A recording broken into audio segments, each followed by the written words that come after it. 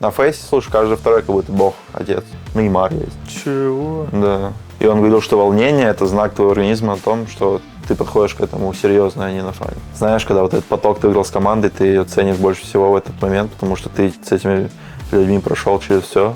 Ну, есть люди, просто не буду. Базовые воздуханы, типа, ну, мне очень все равно. Ну, зачем ты купил М240 автоматчик Фурия? Бизнесмен.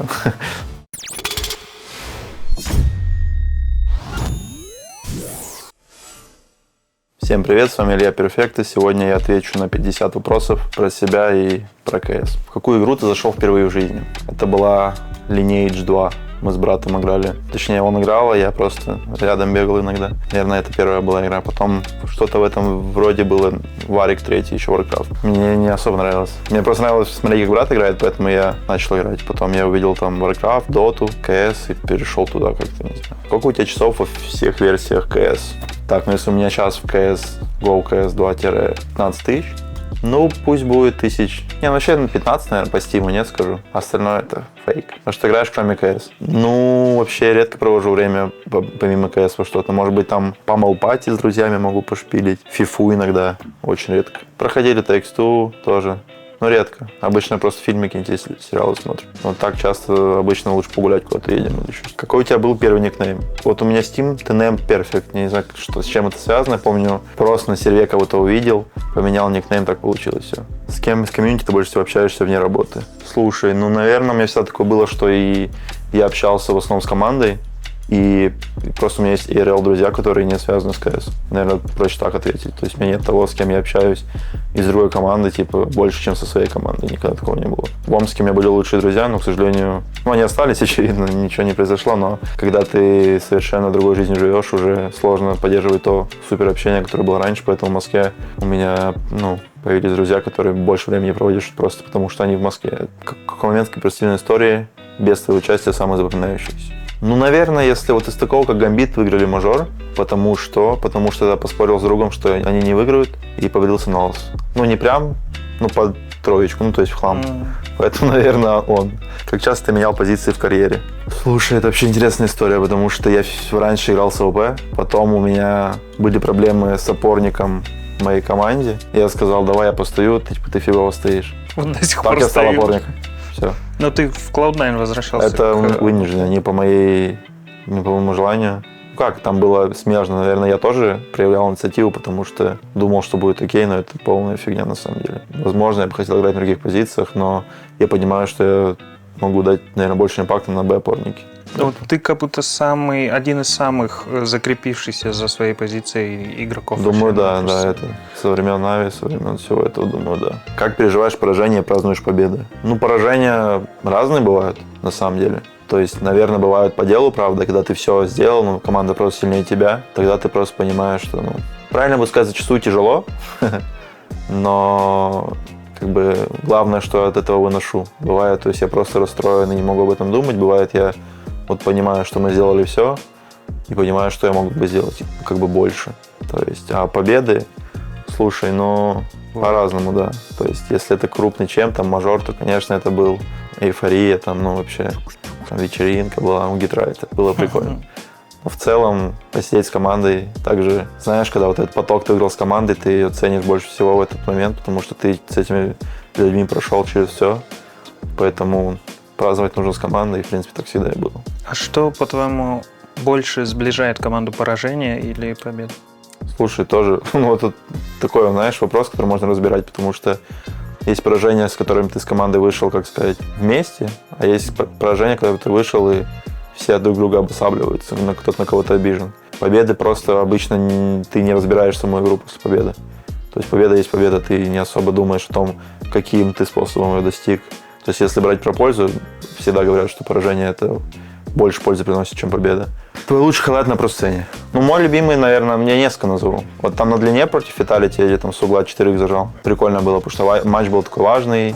Виталити на то время, тоже, это был четвертьфинал мажора, был прикольный. И, наверное, 2 клатча, они были, по-моему, в одной игре с Вейзами. Мы это или Кёрн, или мажор мы поиграли, где Твиста с Юспа еще успел сверху убить. Это еще жесткий момент был. Много их было просто запоминающих, наверное, на длине на Дасте, все. Лучшие и худшие карты, из которых были мапули когда-либо.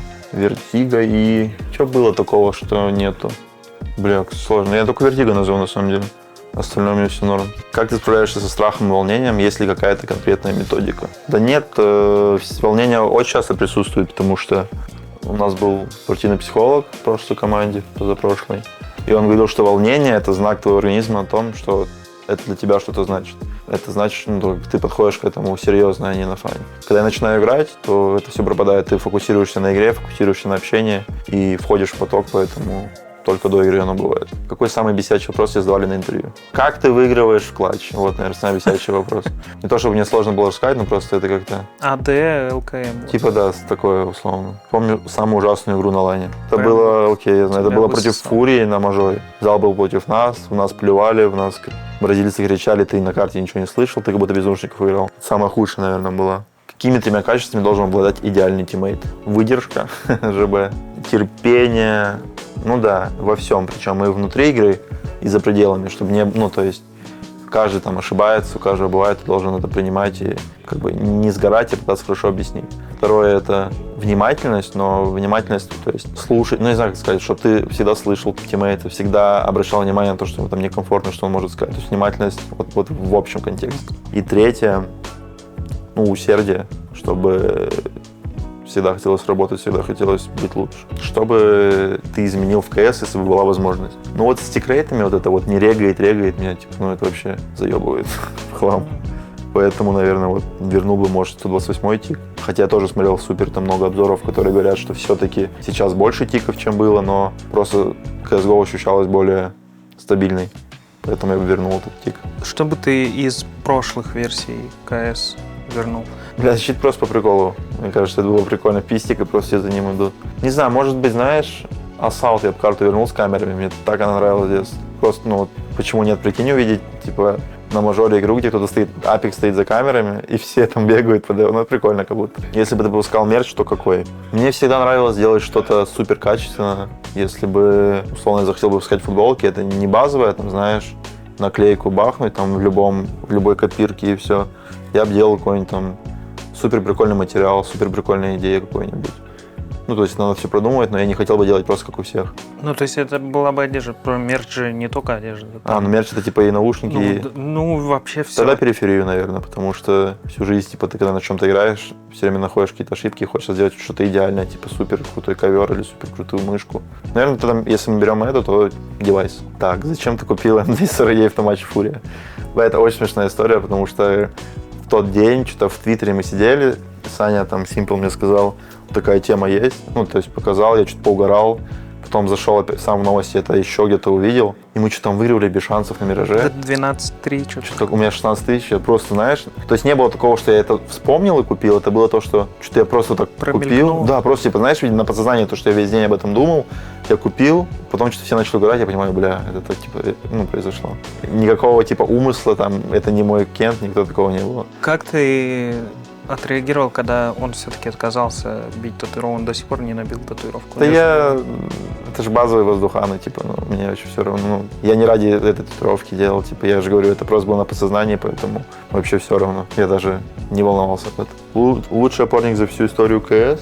Интересно, давай подумаем. Робс банально называть. Может, какого-нибудь старичка взять? Кто из старичков у нас есть? Петя Фейм. Петя Фейм вообще хорош. Но мне кажется, ты один из лучших. Я не могу себя назвать, это неправильно. Ну, ты типа входишь в 10 точно. Ну, в 10, может, хожу, да. Но я просто хотел кого-то старичка назвать. Просто так проще, реально. Никого не обидеть и называют, значит, такие. И ник, короче.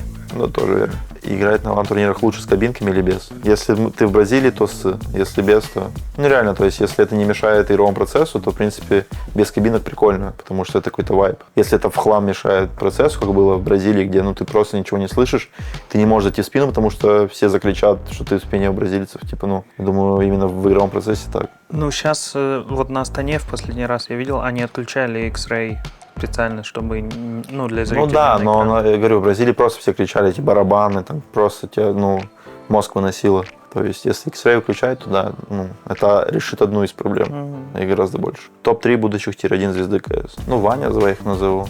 Ну, Киосуки, потому что, надеюсь, вот какой КС он показывает сейчас, чтобы это все не обломалось, и не, чтобы эта ответственность, которая на нем сейчас большая есть, чтобы она не преломилась. На фейсе, слушай, каждый второй как будто бог, отец, не знаю.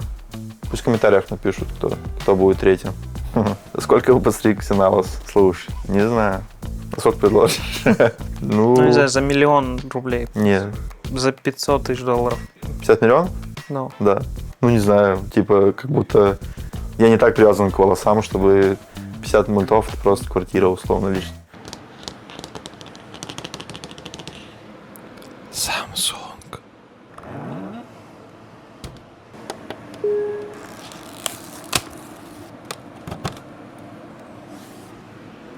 Samsung. Samsung. В какой семье ты рос, чем занимались твои родители? Так, ну я вырос в семье, у нас 5 детей, я самый маленький. То есть 7 человек, папа, мама и 5 детей. Папа у меня бизнесмен.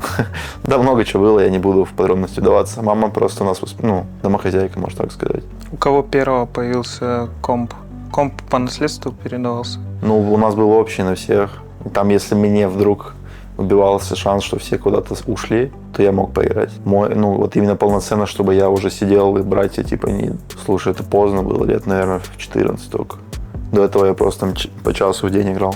Какая разница между тобой и старшими братьями? Ну, я вот 99-го, следующий брат 93-го и 89-го. Большая разница. Шансов не было вообще, если ты про это. Что у тебя за кулон сердцем? Это подарила моя уже нынешняя жена на первый мой день рождения, когда мы... Это в виде анатомического сердца, то есть full кулон. И, обозначает просто любовь между нами. Я его не снимаю с того времени. То, что моя жена погружена в КС, тебе больше помогает или мешает? Не каждый день на этом общаемся. У нас много других тем. И в КС мне хватает пообщаться там с командой или еще с кем-то, а не с женой, поэтому... Допустим, вот ты приходишь, рассказываешь ей о какой-то проблеме и... Она все понимает, конечно. Это проще, да. Да, это проще. Она все понимает, она знает, что я могу тренироваться там 10 часов, и это нормально. И то, что я там могу не отвечать ей, когда вот, например, на турнире, это нормально. Она это все понимает, конечно, это проще, не нужно тратить время объяснять, и она не обижается на это. Над чем последний раз плакал? За дочь родилась, на самом деле. Вот прям в хлам вообще.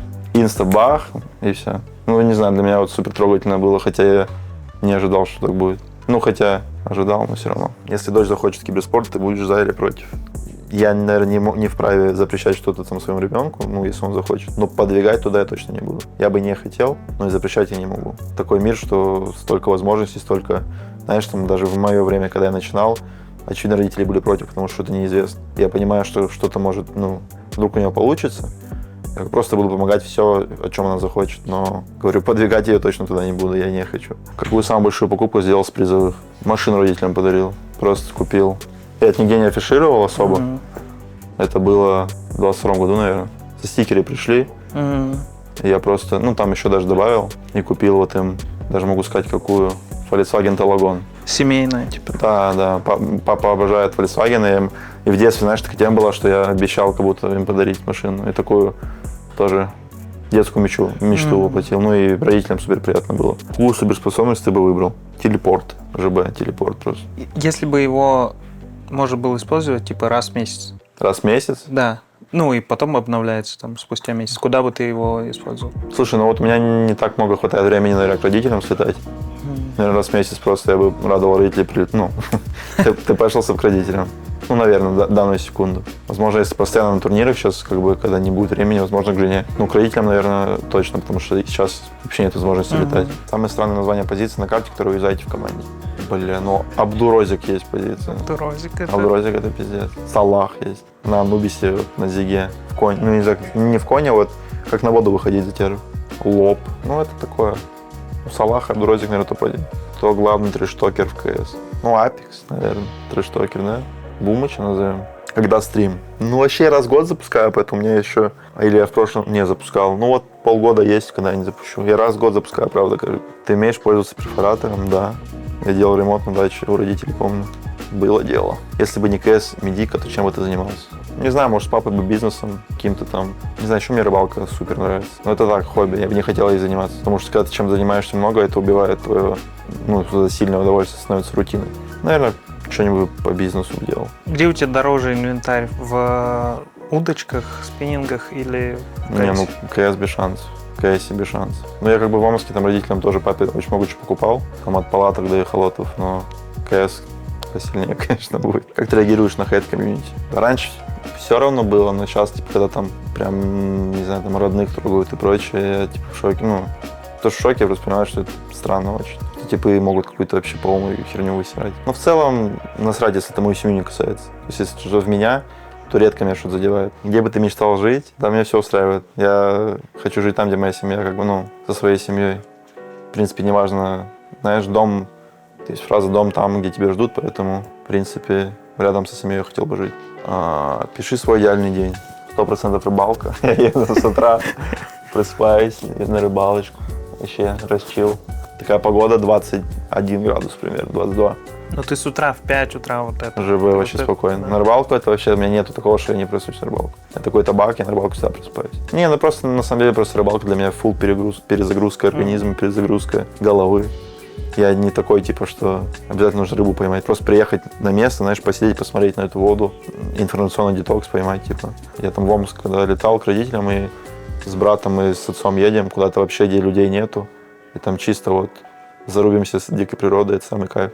Если бы у тебя был частный разговор с любым человеком, когда либо жившим на земле, с кем-то ты поговорил. Но если, типа, про Адама и Еву не фейк, вот с ними пообщался, спросить, типа, что реально из почки вылезло. Чё, она прям вот яблоко съела? Не, ну реально, ну, типа, это, наверное, самое интересное. Ну, еще если каких-то историков или еще что-то, не знаю. Просто с первым человеком, как это получилось, понял? Когда он смог говорить, вот с ним бы я поговорил. Если бы это было в формате том, что я с ним говорю и возвращаю свое время, то да. Все просто прилетают, с челом там пообщался, кто вот там с обезьяной ну, появился. Вот этот первый, который Типа, врубает, нифига, я умею знаешь, говорить, типа, вот эта тема. БББ, костер, бах. Типа с типом из Раста, короче. Не, реально, наверное, ну, знаешь, это типа что-то полезное для себя. Это, знаешь, загадка человечества, поэтому, наверное, так. Следишь ли ты за каким-либо традиционным видом спорта? Ну, слежу ли я за каким-то видом спорта? Я смотрю футбол. В последнее время почему-то больше стал. Раньше мы с семьей смотрели биатлон. Я даже ездил это база сибирская. Даже, я из Красноярска всегда. Я даже ездил в Ханты-Мансийск на кубок. Там был этап Кубка мира. Наверное, фотки там с Бьюндалином. Там много с кем. Черезов тогда был. Устюгов, Вульф, немец. Очень много там с кем было. Фотки. Ну, это семейно прикольно было. Какой самый известный контакт есть у тебя в телефоне? Неймар есть. Чего? Да. Ну, там отдельная история. Вы с ним по КС линии? Ну, познакомились, да. Ну, наверное, он, если там из русских, то какой-нибудь Егор Крид, может быть. Ну, есть люди, просто не буду. Ну, типа Петя Фейм. Вообще, это слишком известно, я его не буду называть. Да. Это и он был первый, который ты не хотел. Да, я его не хотел. От кого прилетал самый неожиданный респект? Ну, может быть, каких-то спортсменов жестких. Я уже не помню, кто. Ну, там футболистов очень много, когда мы там выигрывали все. Овечкин там был. Много кто был. От них, наверное. Типа... Слушай, да, я подумал... Ты почувствовал себя в той же лиге? Условно. Да, потому что я всегда за ними следил, это было типа как наоборот. А тут я понимаю, что вот для них, типа, мы, это тоже какой-то, знаешь, типа, как там в старое время был рок-н-ролл. Типа, они не знают, что такое, для них это круто. И они такие, вау. Ну и, конечно, было супер приятно. Куда бы потратил $1 миллион? Инвестировал бы. Я, ну, типа, не люблю какие-то покупки. То есть я там из последнего купил машину нам в семью. Но в основном у меня все деньги в инвестициях. То есть я никогда их не тратил. Потом там комментарии про то, что у меня кончаются деньги. Это, ну, очень смешно. Типа я всегда распределял деньги адекватно. Как никогда не тратил, никогда не гулял. Какие советы ты мог бы дать людям, у которых там есть деньги? Ну, короче, как сберегать? Ну, если мы берем КС, то все это, конечно, такие неожиданные деньги, можно так назвать. То есть люди, которые там молодые, получают такие колоссальные деньги. Главное не прогуливать их, так скажем. То есть главное финансово образовываться, финансово. То есть находить моменты, ну, понимать, что это не навсегда, что эти деньги не приходят, также могут уйти. Поэтому куда-то вкладывать, изучать. Это мой совет. Жизнь это не всегда у тебя все так, как на данную секунду. Она меняется. Может каждый день меняться, зависит все от тебя. Поэтому главное это куда-то вкладываться и просто быть финансово образованным. Назови топ-5 рэперов, музыкантов. Слушай, я вообще меломан, то есть у меня может быть сейчас Макс Корж, следующий трек там будет Lil Uzi Vert, то есть у меня вообще фул, типа, разрыв. Ну, это небольшой разрыв, если что, между Максом Коржом. Ну окей, может там Сплин дальше быть, или Король и Шут еще там рядом, ну, то есть фул. Bring Me The Horizon я даже назову в топ-5 точно. Juicy WRLD я назову, окей, в топ. Я не буду расставлять их, ну, да, просто там Juicy WRLD, Bring Me The Horizon, Скрипа тоже назову в топ-5. Так, опиши себя в 50 лет. Я на рыбалке, ладно. На самом деле, просто хочешь, чтобы типа все рядом были здоровы, 50 лет, чтобы я был здоров, чтобы была семья рядом. Ну, наверное, да, дом, где хороший воздух, потому что сейчас в городах типа супер, чтобы все было хорошо просто. И до рыбалки недалеко. Какое наследие ты бы хотел оставить в киберспорте? Наследие? Ну, не знаю, просто если бы я реально хотел оставить наследие, то просто, чтобы, наверное, мое имя было связано рядом с КСом. То есть, когда говорили КС, чтобы кто-то там вспоминал, что я такой был чел. Дай 3 совета себе 5 лет назад. Ну, вот про финансовую грамотность я говорил. Она 5 лет у меня назад как бы была, но не в таком объеме. Наверное, чтобы я еще сильнее изучал. Заниматься здоровьем, чтобы ценить, наверное, родных людей, которые не вечны. Чтобы просто позвонить любую минуту, которая у тебя есть свободная, ну и сказать, что ты любишь родных, и все. И что бы ты спросил у себя через 5 лет? Ну, типа, знаешь, доволен ли я тем, что я прошел? Ну, типа, я спрошу, стоило ли того, все, что ты делал, стоило ли того? Да и все, я больше не хочу спрашивать. Хочется это все самому прожить. Поэтому, знаешь, как в фильмах, типа. Да. Ничего не менять, чтобы все было так, как есть. И я у тебя, как красноярец, не могу не спросить столицу Сибири. Омск, блядь. Ладно. Ну, хоть не Новосибирск сказал, ладно. Тобольск, надо сказать, очень старую, знаешь, столицу. Да не, ну, сложно сказать, потому что все супер развивается. Новосибирск — это база, ответ. Там, Типа метро есть, значит? да, Академгородок, хотя метро — это просто полоска, там, условно. В Омске вообще жесткое метро должно было быть. У нас тоже строят сейчас. Да. Да слушай, я не хочу называть, это просто все. Давай сойдемся на том, что это не Новосибирск. Да, сойдемся. Что-то между Омском и Красноярском, а не Новосибирск. Да. Всем спасибо, что смотрели этот видос. Подписывайтесь на канал, на мои соцсети, на еще какие-нибудь соцсети, которые будут в описании, и на Тёмины тоже. Не забывайте, кстати. Всем пока. Ехала, бля.